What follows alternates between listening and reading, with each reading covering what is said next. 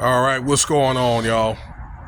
So I thought I'd do this like little recap of Diddy case. This is let's see here, like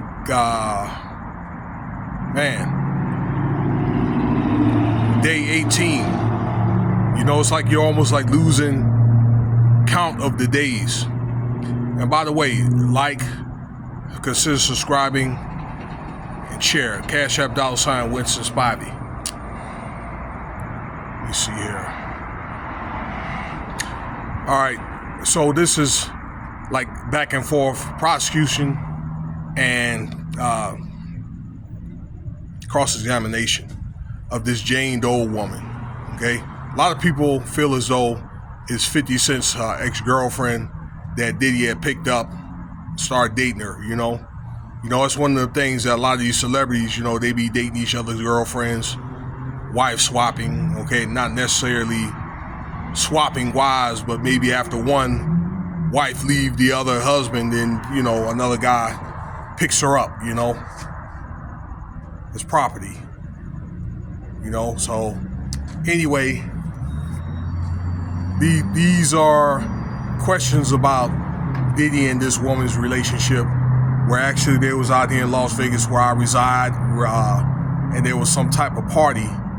Okay, these parties, and then they have these freakoff type ordeals, right? Okay, what's more profound in the testimony, I want to say,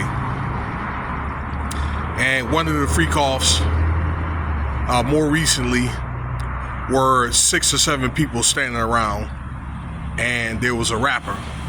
Now, around this time, it was January of 2024, okay? Well, this rapper that you may know, I don't want to give any hints, but this may pop up later, okay? Rapper and his wife had a birthday, had in January 2024, his wife, I'd say, okay? A lot of people suspecting that is, well, the anti-Semitic guy, allegedly, I'd say, you know, that was there and maybe wanted a quote-unquote piece of the action, I'd say.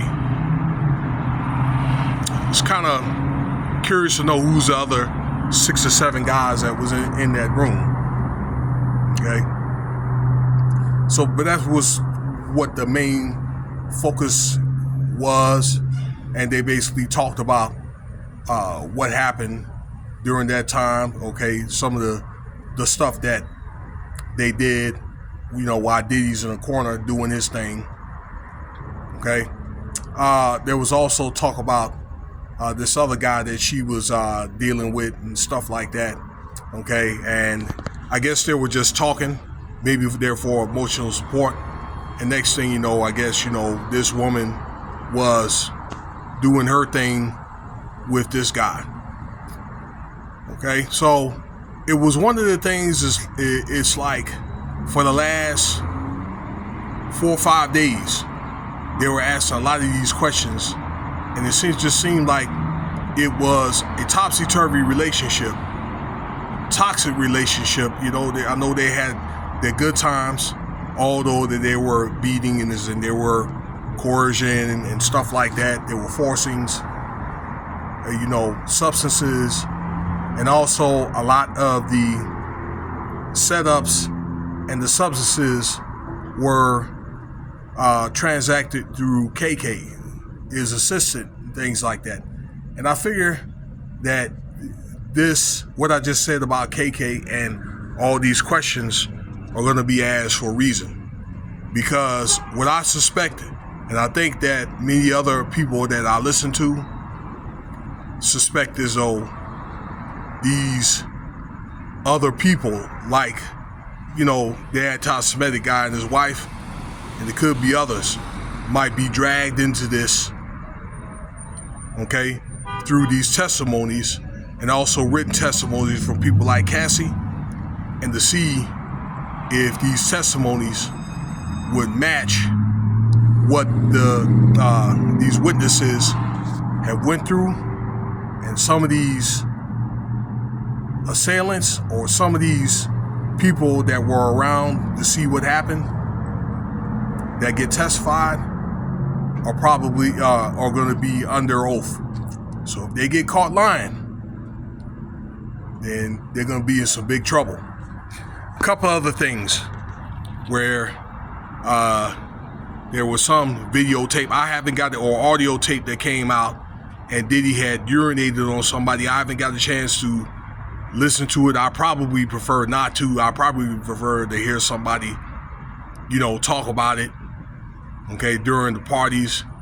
And what they do is his business, okay, as far as that. But if it's any type of criminal activity, I'm going to probably bring it up, okay, in the so-called RICO trial. So that and Diddy's allegedly maybe talking to one of the jurors that's nodding his head at the jurors and stuff like that, and the judge pretty much had to put Diddy and the jurors in check, because it could be one of the things where Diddy and the jurors are probably getting complacent as this case goes on, where he threatened to kick the juror out of court and then Diddy out of court, okay? And stuff like what Diddy's doing is not helping him out at all, okay? Where he had to play the game. I mean, he decided not to take bail. He decided to give up a speedy trial, those kind of things, okay? A plea. And maybe it makes sense of the reason why he didn't give the plea up, because he didn't want all his stuff to get seized, which I disagree with Diddy having his money and things like that seized, because I don't think this is a RICO case, because his organization was not built off criminal activity, and apparently because the witnesses said no, this guy wasn't Diddy, when I say this guy Diddy is not making any money, from these bringing these SEX workers in and stuff like that, not that we know of, okay? Anyway, that's going to be the wrap up. Let me see here. So that's the end of the Jane Doe testimony. The 13th, tomorrow, is going to be one of Diddy's assistants that's going to come and testify. And naturally, being that he's an assistant, he's probably going to have a lot of knowledge and access at the time to a lot of information with Diddy, I don't know, accounting, bookkeeping, and even personal information with Diddy, as long as we're a professional, on top of what's all been going on and stuff, of what these testimonies are about. So, I think we also know, probably if somebody's been called to the stand, they have probably been, they've been subpoenaed, but they're probably are going to either get immunity or probably a lesser sentence. That's probably what we're going to assume if they get subpoenaed. All right, so that meant that the FBI caught them doing something. We won't know that. We probably won't know until like after the trial, if they decide they want to get more people, which is predicted that will happen. Anyway, let me know what you think about the video. Stay tuned, there'll be more content. Peace.